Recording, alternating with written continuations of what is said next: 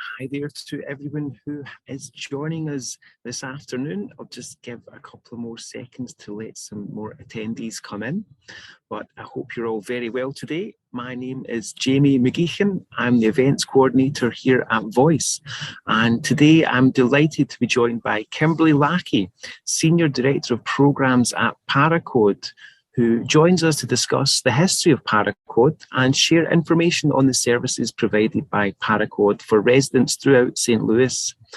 How are you today, Kimberley? How are you, ma'am? I'm very good. Thank you, Jamie. Excellent. Well, it's an absolute pleasure to have you here this afternoon. Paraquad are an incredible organisation who do so much for residents here in St. Louis. They champion equity and independence for people with disabilities through services, partnerships, education and advocacy. And I'm so impressed by the work that you do. I think it's wonderful. Absolutely wonderful. So yes, indeed, I'm going to hand over to Kimberley Lackey, and it's a privilege to have you here this afternoon, Kimberley. Thank you, ma'am. All right. Thank you so much. When Jamie reached out to ask to give this presentation, I was very excited. We love working with and learning more about Voice and all the great work that you all are doing. So with that, I am going to share my screen. So as Jamie mentioned, it is our mission at Paraquad to champion equity and independence for people with disabilities through our services, partnerships, education, and advocacy. I want to start off by a little bit of the history of Paraquad and then get into the variety of services that we provide and answer any questions that you guys might have today. So Paraquad was founded by Max Starkloff in 1970, and Max has a really wonderful story. He was in a pretty serious car accident when he was in his early 20s, and he could not receive the supports and services that he needed to live in the communities. So he was forced into a nursing home for about 12 years. And while he was in the nursing home, he fought for and came up with the idea of Paraquad. So Paraquad was actually created from his nursing home room. And he eventually, after that 12 years, got together the supports and services that he needed to live independently in the community. And that was really the birth of Paraquad and a big part of the disability rights movement here in the St. Louis area. Paraquad was one of the first 10 centers for independent living in the country. There are currently 22 centers for independent living across Missouri. There's one serving every county. So if you have counterparts in other areas of the state, we have a center like Paraquad that can partner with you in that area. Then there are over 400 centers for independent living in the entire country. So it is pretty awesome. Centers for independent living like Paraquad are really ruled by what we call the independent living philosophy. Centers were born out of the disability rights and the civil rights movement of the 1960s, and it really emphasizes the consumer's control and having choice over their own lives. Really putting an emphasis on the fact that the person with the disability is the best expert on their own disability. And with that philosophy, more than half of Paraquad staff and board members are people with disabilities. And so we adhere also to the social and the independent living model of disability, as opposed to more of a rehabilitation or medical model of disability. So again, people with disabilities, we don't see ourselves as broken or something that needs to be fixed. It's really society itself that creates the barriers for people with disabilities. And knowing that the person with the disability should be making the decisions over their own lives and making their own choices. So that is key to the work of the Center for Independent Living, like Paraquad. So now I'm going to move into our services that we provide here at Paraquad. And like all centers for independent living, we are required to provide at least the 5 core services that you see here. So every center for independent living, no matter where you are in the country, has to provide at least these 5 services. And they are advocacy. And when we say advocacy, we mean both systems and individual advocacy. We also provide independent living skills training. So working with folks with disabilities on different independent living skills, whatever they're creating some independent living plans for them. Do they have a goal of becoming more financially stable? Do they have a goal of finding new housing? We have specialists that work with them to help them meet those goals. We provide information and referral. And we also provide peer support, which is another really key component of the independent living philosophy. It's that peer-to-peer support. So you as a person with a disability can learn from and get guidance from somebody with a disability that's experienced similar situations to you. And then we also provide transition. And this service is in 2 parts. It is that transition, like Max Starkloff, our founder, from someone that wants to move out of a nursing home or a rehab center or something back into the community. We can help them get the supports and services all lined up that they need. But it's also youth transition. So helping our youth with disabilities figure out what they want to do after high school. Is it furthering their education? Is it employment? Is it employment training? So helping them develop those transition skills to life after high school. So those are the basic 5 core services that we all have to provide. But I'm going to go in a little bit more detail into some of these 5 core services, and then also share with you several other programs that we provide here at Paraquad, because we go well beyond these 5 core services. One of those big ones is our public policy and advocacy department. We do a lot of great work in this department. This is where I've spent a lot of my time here at Paraquad working within. Recently done some great partnering with your folks at Voice on some legislative issues that impact both seniors and people with disabilities. And it's very exciting. So within our public policy and advocacy department, we of course do that legislative advocacy that I just mentioned. We also do some individual legal advocacy and helping people know what their rights are as a person with a disability. We also have some advocacy groups and community advocates that we like to help train up and connect to different advocacy opportunities. We have an accessible STL program, which is really awesome. We work with different businesses and organizations in the community to help them become as accessible and inclusive as possible. We provide training to them. We do some accessibility surveys of their physical space. We help ensure that they have policies in place to address things like reasonable accommodations or service animals, things like that. So it is an awesome program. We also have our independent living adult program. And this is where a lot of those independent living skills occur. And like I mentioned, we work with individuals and kind of help them develop a plan for whatever goals that they want to meet in their life. Anything from, I mentioned, from finding new housing or learning how to budget their money better to acquiring employment.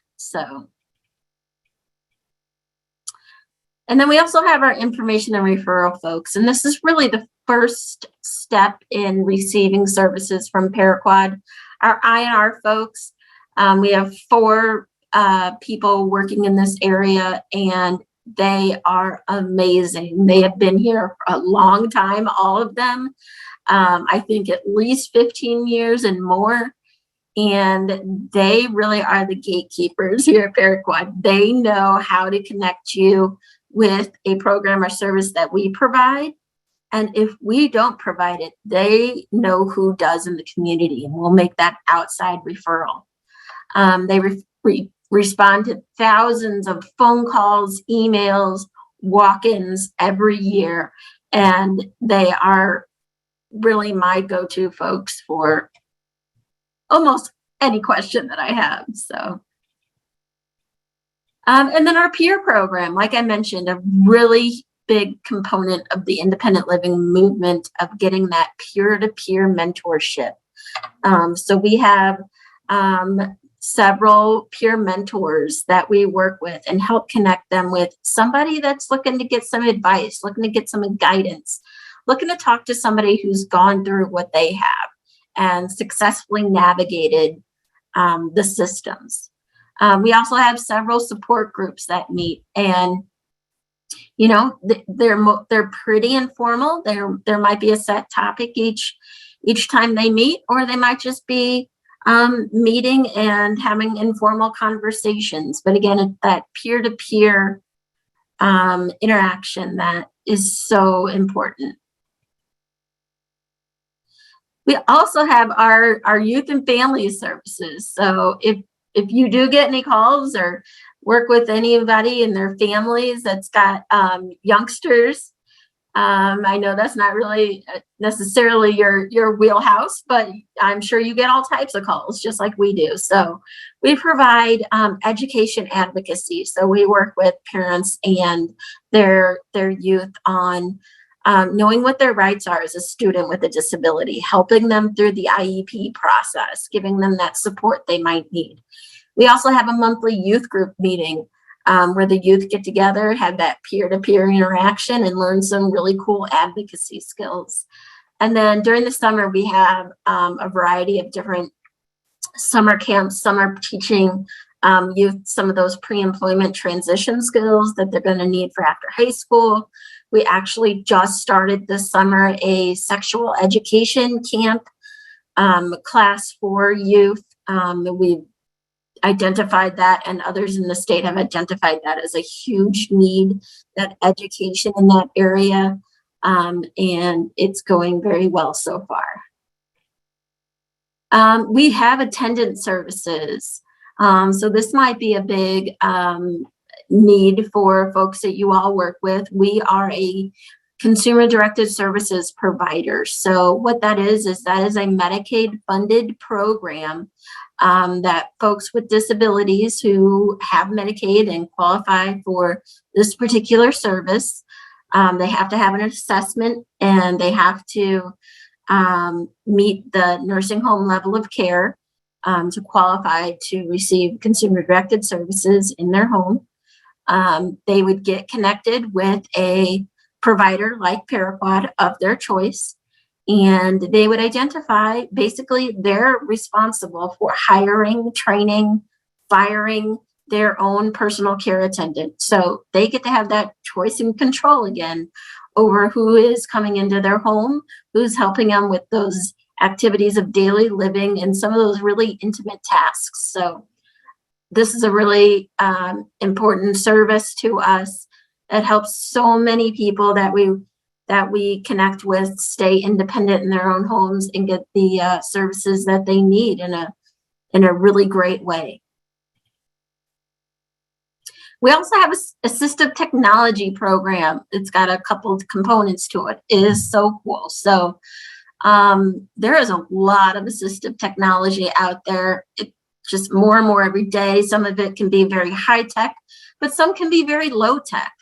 And so we have an assistive technology demonstration center. So we have a variety of different pieces of equipment, whether it's for folks with mobility disabilities, visual impairments, folks that are deaf or hard of hearing, that can come in and look around, try some things out, It's sort of a try it before you buy it kind of thing to see if it's going to work best for you. We also have our telecommunications access program, so the TAP program, and this is awesome. So it is actually funded by the state, and if you qualify, which most folks do, there is a income limit to this program, and I think it's pretty generous of like, I want to say 60,000, but don't quote me on that. And you come in and you need some assistive technology with your telephone, whether it's just a regular landline phone or a cell phone. They do both things. So maybe you need an amplified phone. Maybe you need a phone with large numbers or with Braille on the numbers. Maybe you need some accommodations to use the internet. They have something called ITAP, which is the Internet Telecommunications Access Program. We have a staff person here, Paul, who will let you try out all the phones that we have here, see what's going to be a good fit, help you fill out all the paperwork for that particular program, and that piece of technology, that phone, whatever it may be, gets sent right to you. And it is really, really great. And it's helped a lot of people be able to do something as what we may all take for granted of talking on a phone. We also have a DME reuse program, so durable medical equipment. And this is fantastic. So we get calls a lot from people who want to donate equipment that they have that maybe somebody's passed away or they only needed it temporarily, just a variety of reasons. And we will take that equipment, assess it, make sure that it is still in good working condition, make sure that it's clean and sterilized, and then give that back out to folks in the community that need it free of charge. So we get power wheelchairs, we get manual wheelchairs, we get shower chairs, walkers, rollators, canes. Sometimes we get lifts. We get a lot of random stuff. We have hospital beds. Not many people take those and donate those back out, but we almost always have a few hospital beds. And those can just be a lifesaver for somebody to have in their own home. So it is, again, a very cool program. We have a great, our continuing education program. So this is specifically with folks that have developmental disabilities. They'll qualify for this particular program, and they can sign up to participate in a variety of classes that we offer, about four different semesters throughout the year. Anything from like a basic computer skills class to a book club or basic math skills. One that's been pretty popular the last couple of years is a hygiene and personal safety class. So it's a really cool program. Another big one that we're so proud of is our Stephen A. Orthwein Center. This is our fully accessible health and wellness center. It has a variety of accessible exercise equipment, and when you're talking high tech, there's some high tech stuff over there. They've got like these exoskeletons and these, I don't even know, it's beyond me, but it is amazing. And it is another wonderful example of how important that peer-to-peer relationship is. If you go over, so the Orthwein Center is located directly behind Paraquad's main building, and it is a community over there. There are people just chatting, asking them how they have done certain things, helping each other out with the equipment, just chatting about their home life and their kids and things like that. And it just is a wonderful community. We have a lot of great partners over there as well in that building. Logan Chiropractic is over there, and Washington University School of Medicine, their occupational therapy program, has some office space over there. And they work with a lot of folks at the Orthwine Center on some of their research projects. So it's a really cool community. So if you guys ever have anyone interested in a gym per se, it's set up just like a regular gym in the community, and but it has just the accessibility and the inclusion aspect of it. It's like none other. We also have Deafway interpreting services. So we work with and contract with a variety of businesses, organizations, hospitals, schools, courts, anything you can think of to provide American Sign Language ASL interpreting services. So if voice or anyone that you are partnering with is ever in need of this particular service, we can get you connected to our great interpreters that we have here. We also provide sign language education classes to the community. So keep a lookout on our social media or on our website as well for when those classes start up. They're really cool. They're very cool. And then our employment programs. So if you guys ever get calls from folks,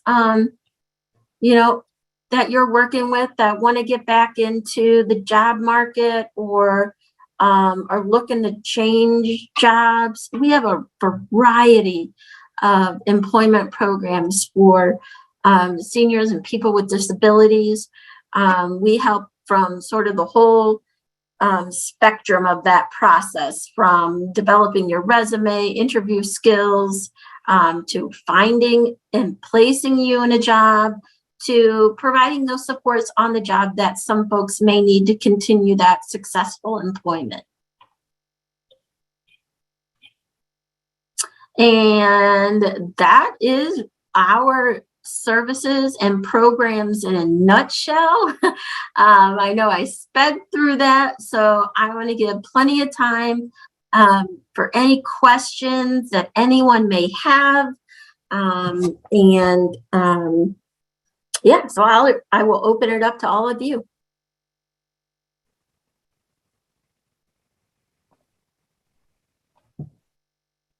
Thank you so much, Kimberley. Absolutely brilliant to learn about the very wide range of services and support services offered by Paraquad. It's just fascinating. I was keen to ask, please, Kimberley, in fact, we've got a few questions. Let's go with the audience questions first. Right. So Amy Michelson is asking, what is the best way to make a referral? What's the best way to make a referral to Paraquad? It really is just to call our main number, which is 314-289-4200. And you'll let our lovely ladies at the front desk know that you or somebody that you're working with is interested in either learning more about Paraquad or in one of our specific programs or services, and they will connect you right to one of our information and referral specialists. Thank you. Chin Hung is asking, you mentioned consumer-directed care services. Could you please tell us a bit more about the training process? How long is the training? Is it the training for the attendant or the participant? I can go into both. So it is really controlled by the consumer, by the person with the disability. And it is up to them to train their attendant, to train their own attendant. We are here as a CDS provider to support that process if they need it.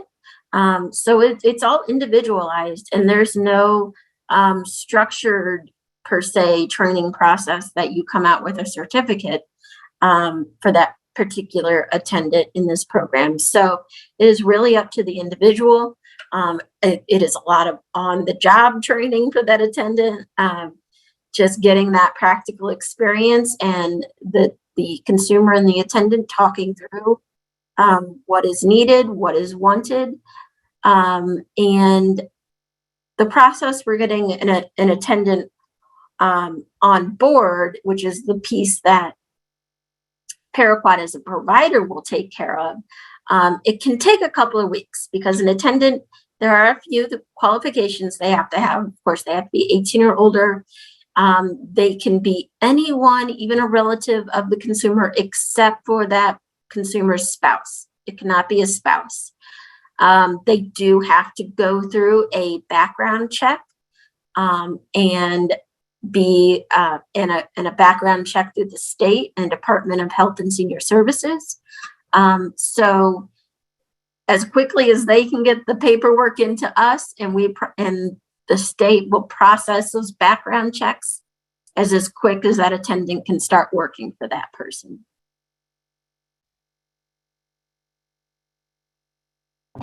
Excellent, thank you. Elizabeth Sullivan says, apologies in advance for my many questions. First, a shout out to the wonderful services at Paraquad.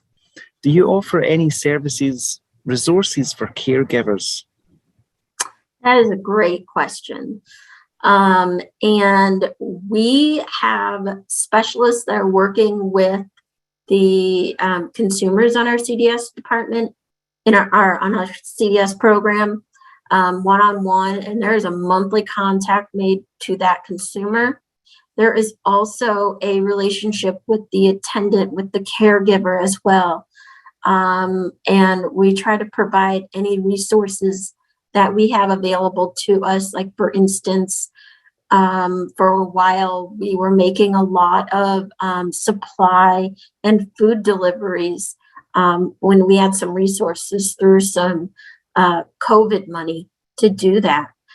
We still have resources as far as gloves and masks and other PPE related things that we absolutely make available to the caregivers. And we have periodic, not as much in the last 2 years, but we like to bring the consumers and the caregivers, we like to invite them to Paraquad. We were doing it twice a year before COVID, and we'll start that back up here shortly. We invite them for a lunch get-together where folks, again, can have that peer-to-peer conversation with each other, learn more about other resources here at Paraquad, and just get to know everybody a little bit more. So trying to provide that support in that kind of way as well. Excellent, excellent. So important to bring people together, very much. All the more so after the last couple of years. Right. Very much. Also from Elizabeth, which service would be the most appropriate to refer a client with a disability for assistance applying for benefits? So we could absolutely help with that. That would be something that our independent living specialist could help somebody with. Creating that plan that they want to apply for benefits and helping them through that process. And we have a lot of other partners that we work with in the community, depending on which particular benefit you may be talking about. But if there's a holdup with like Medicaid applications or a SNAP application, we have folks that we can reach out to help get answers to questions that may come up in the application process, or even to check in on that application. So that would be our independent living department can absolutely help with that. Excellent. And you do, again, I said it before, but you do such a wide range of activities and support services. The work you do is incredible and completely essential. I really enjoyed Amy Michelson again. You mentioned donating equipment. Do you pick up, or do families have to bring it to your office if they'd like to donate equipment? If they're donating it to us, we really try to have them drop it off when at all possible. If it's a power wheelchair and they don't have the ability to do that, we can do some pickups, but like many other organizations right now, we're really struggling with transportation and drivers. So we do ask that donations be dropped off at Paraquad. And whereabouts is Paraquad located, in case anybody doesn't know? Sure. So if you don't know, our address is 5240 Oakland, and we are parallel there to Highway 6440, and we are located right between the Science Center and Forest Park Community College.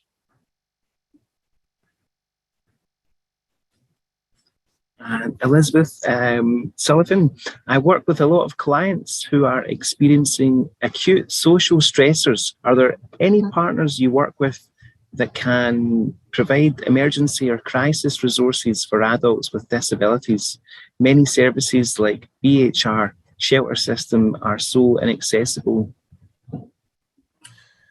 Wow, that's a great question. And I would have to, nothing that's coming in my popping into my head. I know that we do some work with NAMI, if you're familiar with NAMI, and they're a pretty good organization in the area. But I would refer you to our information and referral specialists, because I'm sure they have many more resources at their fingertips for that type of situation, because it is so it is such a need, especially now. We're feeling isolated and just feeling stressed from the last 2 years. It is definitely a need. And Elizabeth says, awesome, thank you so much. You're welcome. I was wondering, please, Kimberley, if you could talk about Paraquad's accessible STL program, where Paraquad consult with local organisations to ensure accessibility and inclusion, something that is so important and thankfully awareness of is increasing all the time. I was wondering if you could speak about that, please, Kimberley. Yeah, so as I was saying, I really love this program, and honestly, it's given me the opportunity over the last few years to work with some really cool organizations in the area. We've done a lot of work with the different cultural institutions in the St. Louis area, like the History Museum, the Art Museum, the Muni, Opera Theater at St. Louis, all providing a bunch of different services depending on what their needs are. So training to their staff on general disability awareness and etiquette, training on reasonable accommodations or interviewing candidates with disabilities.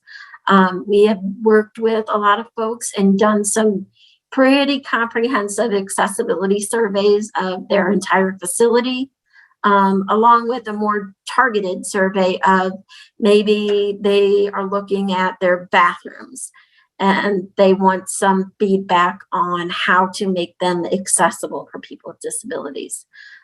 Even something as specific as somebody wants to change their signage that they have, and they want to make sure that it is meeting the ADA standards that apply to signs. We will consult on something like that. And as I said, we also do some, I did not mention, we do website reviews for folks. So as we all know, nowadays, many times the website of an organization or business is pretty much their front door. This is the first point of contact many are going to have with that particular business or organization. And if it's not welcoming and accessible to people with disabilities, that's not going to make that person want to use that business or go to that organization. So we will help folks make sure that their websites are accessible and inclusive. And so we look at things like, do you have pictures of your clients or your customers? Do you have any pictures of somebody with a disability using your services? What's your language that you're using? Do you have a specific section on your website for your accessibility services? Different things like that. Absolutely. I was wondering if you could speak a little bit about the policy and advocacy work of Paraquad, please. Of course, it's so important in terms of not only changing the law, but changing the culture in terms of how people are viewed, essentially. So I would love to hear more about the policy work of Paraquad, please.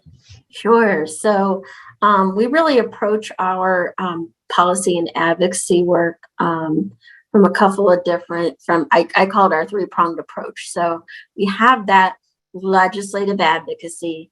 We have some policy analysis that we certainly do, and we have our grassroots advocacy.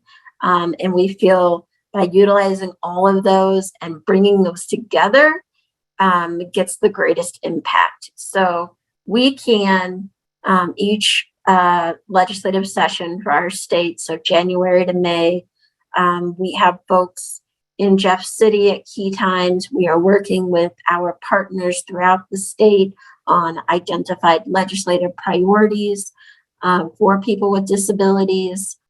And we utilize those three advocacy methods. So almost always our legislative priorities involve improving access to healthcare in a variety of ways. A few years ago, it was supporting Medicaid expansion.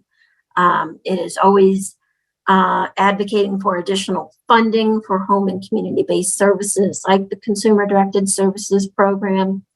Our legislative priorities are also involved education access, again, for students with disabilities, and almost always have a couple pieces of legislation around increasing employment opportunities for people with disabilities.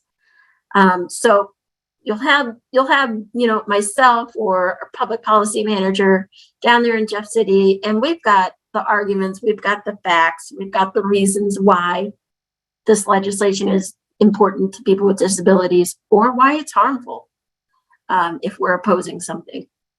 But we always, when at all possible, like to either have an advocate with us sharing their own personal story of how that legislation impacts them, or we have collected the story from that individual, and we are sharing that practical piece of how this legislation, how this bill is going to impact a person with a disability. And having those two together, really, sometimes it's that personal story that makes it click for a legislator or policymaker of, okay, now I get it. So absolutely. It can be incredibly frustrating work, as you might imagine, but it's important work. Very much, very much. Yes, I can see that my colleague Nicole Lynch, our policy and advocacy manager, is online with us today, and she does great work Yes, on behalf of Voice. She's fantastic. So hi, Nicole. I hope you're well. Hi, Nicole. Yeah. We love working with Nicole. It's been wonderful. Absolutely. Making change is what it's all about. I love there's Nicole there. Hello. Hi, Kim. Do you foresee cuts to the number of people that can utilise CDS services as a result of lack of adequate funding? If so, what will happen to those people who need services but can't access them? Yeah, that's a great question. So we struggle with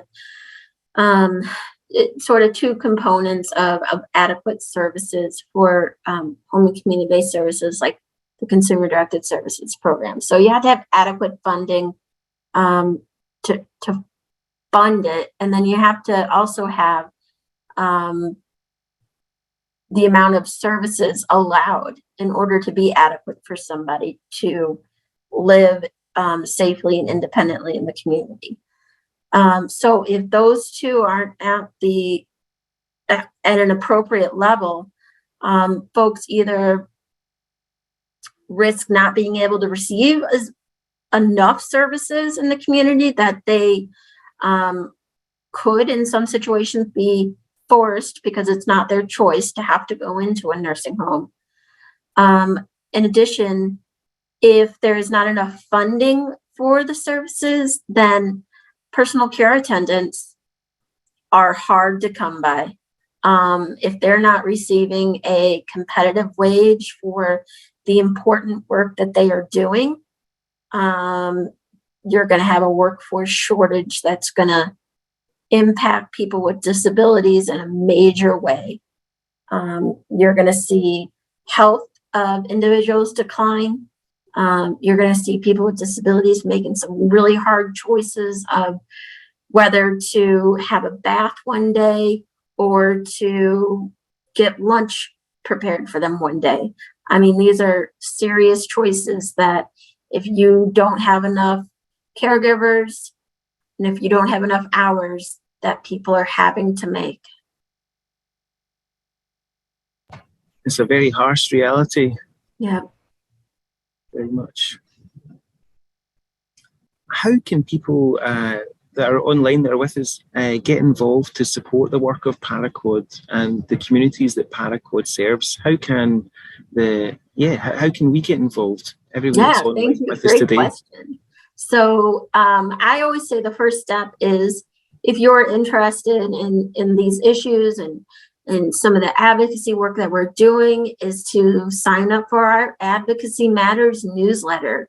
And we have forms and links for that on our website, which is just www.paraquad.org. Or just shooting me an email and I'll make sure you get on that list. But that gets sent out weekly, definitely during legislative session, and then every other week or so off session. And it shares legislative updates. It tells you where a particular legislative priority that we're working on is in that process. If there's a call to action that's needed, so maybe there's a hearing scheduled or it's going to be up for a vote, we let you know, and we let you know how to take that action. We also let you know about any other advocacy efforts or events that are going on in the community. And it's just a great way to keep your finger on the pulse of those advocacy issues that are impacting the disability community. Thank you. Do we have any more questions from our attendees, from our guests, from our friends?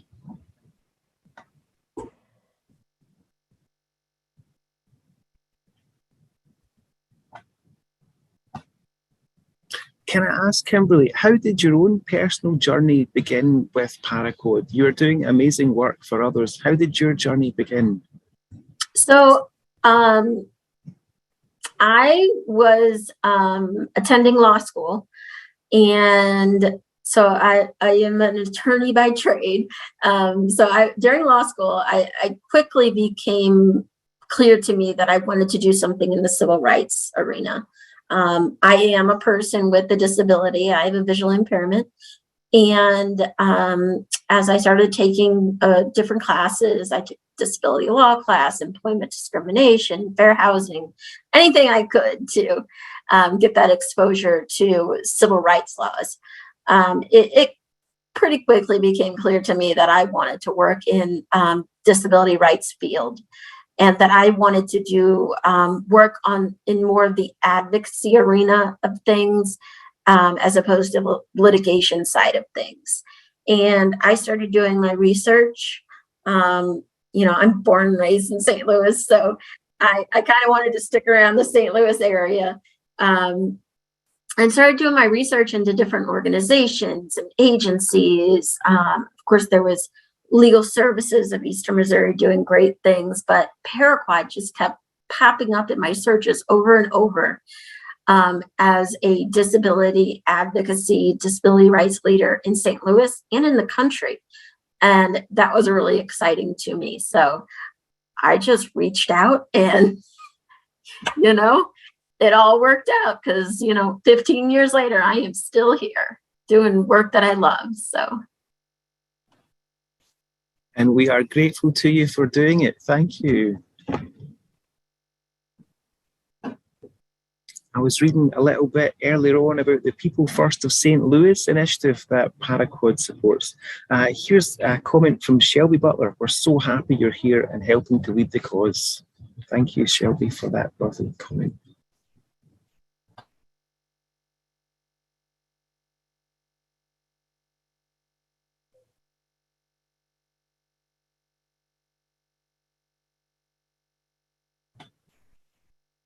Do we have any more questions from our attendees? Please do not be shy.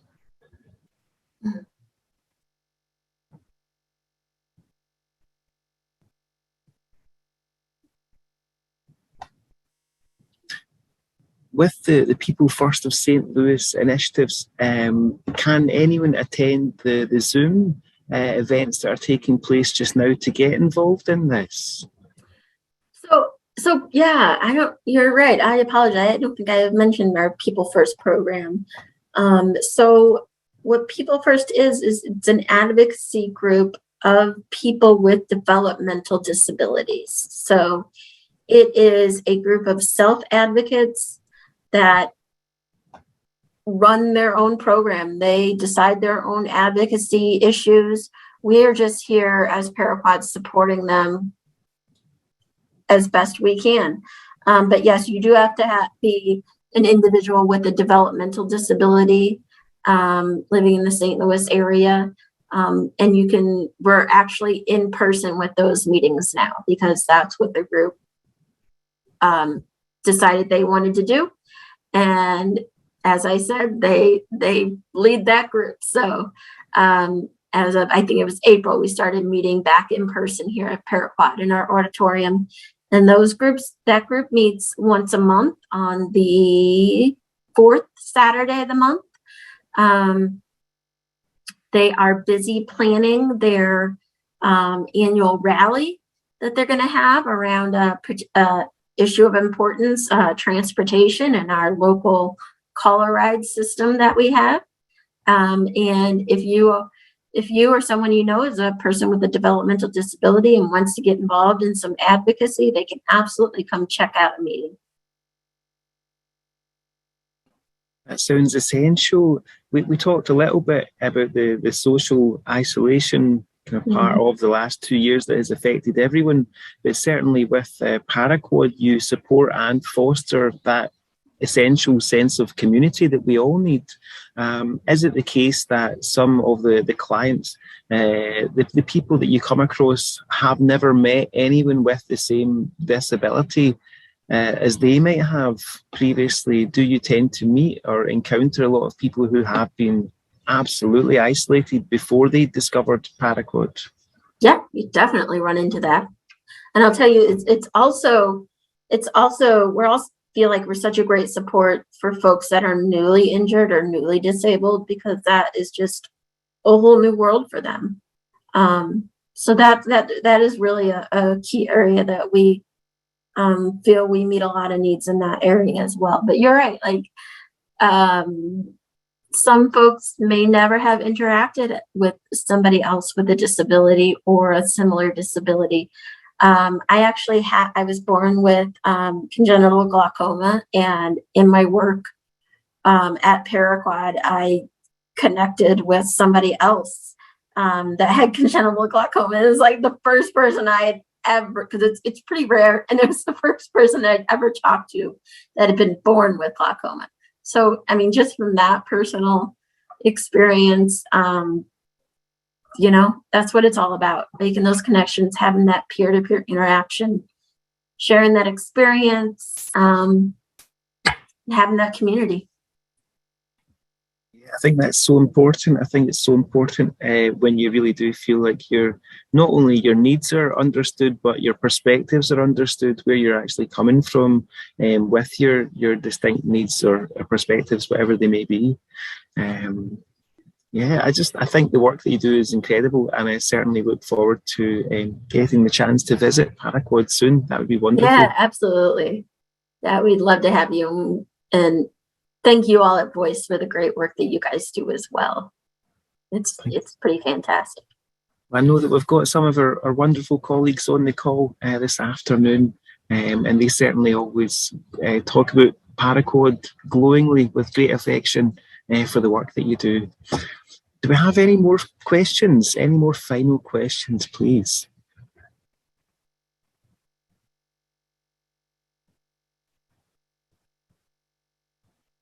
I can't see anything. I can't see anything. Kimberley, it's been an absolute pleasure and a privilege to connect with you this afternoon. Kimberley Lackey, Senior Director of Programs at Paraquad. Thank you so much for your time. It's been wonderful. Thank you, ma'am. Thank you so much, Jamie. Take care.